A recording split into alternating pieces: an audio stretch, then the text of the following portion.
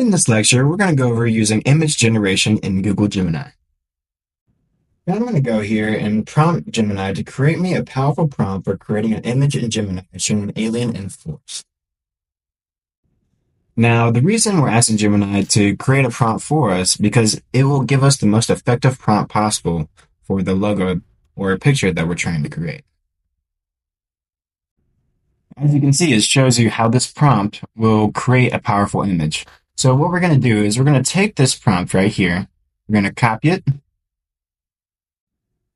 and we're going to say, create an image, and then paste in that prompt. And we're going to save it.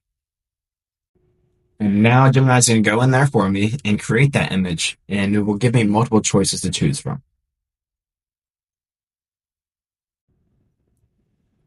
So here are the images that it gave me. I can go in here and I can generate more if I would like by clicking the generate more button at the bottom.